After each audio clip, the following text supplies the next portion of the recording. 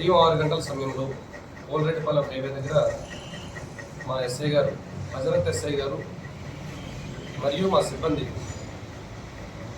Constables Venu, Harish, కొంతమంది సిబ్బందితో కలిసి ముందస్తు సమాచారం ఉన్నందున పోలరెడ్డిపాలెం హైవే దగ్గరలో ఈ ఉదయం 6 గంటల సమయంలో వెహికల్ చెకింగ్ చేస్తూ ఉండగా ఒక ముగ్గురు వ్యక్తులు ఒక స్కూటీపై పోలీసు వారిని చూసి కొంచెం అనుమానాస్పదంగా వెళ్ళిపోతూ ఉండడాన్ని గమనించి ఎస్ఐ గారు మరియు సిబ్బంది చాకచక్యంగా వారిని పట్టుకోవడం జరిగింది.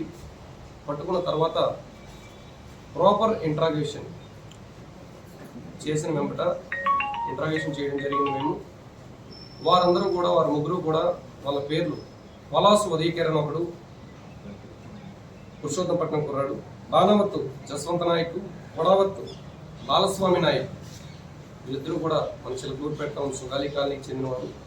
వీళ్ళు ముగ్గురు కుర్రాళ్ళు కలిపి చిలకలూరుపేట టౌన్లో కానీ పెదకా కానీ తెనాలి కలిపి సుమారు 11 టూ వీలర్స్ దొంగతనాలు చేశారు. ఇందులో చిలకలూరుపేట పట్టణానికి సంబంధించినవి 9 బండ్లు ఉన్నాయి.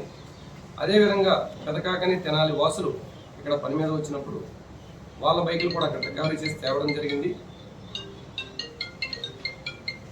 ఈ చిలకలూరుపేట టౌన్కి సంబంధించి 6 స్కూటీలు, ఒక బుల్లెట్, ఒక ఎన్ఎస్ బైక్, ఒక ఎంటీ బైక్, తెనాలికి సంబంధించి ఒక స్కూటీ, పెదకాకానికి సంబంధించి ఒక బుల్లెట్.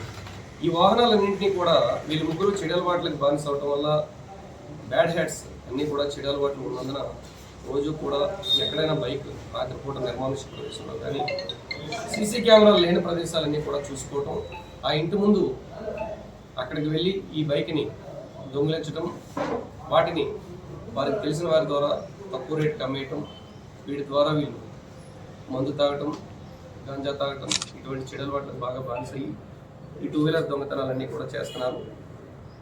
ఈ క్రమంలో ఈ 11 బైకులు కూడా వీళ్ళు నర్సరావుపేట రోడ్లో దబ్బాలగూడెం దగ్గరలో ఒక మొల్లపోదల ప్లేస్ సెలెక్ట్ చేసుకొని అక్కడ వీళ్ళన్నింటి సీక్రెట్గా తప్పుల్లో పడేయడం, అవసరమైనప్పుడల్లా ఒక్కొక్క బైక్ అమ్ముకోవడం చేస్తున్నారు. సో ఆల్రెడీ నిన్న కూడా గాంజా కేసులో ముగ్గురిని అరెస్ట్ చేయడం జరిగింది. అదేవిధంగా ఇంతకుముందు కూడా బైక్ దొంగతనాల్లో సుమారు 4 టీములు పట్టుకోవడం జరిగింది.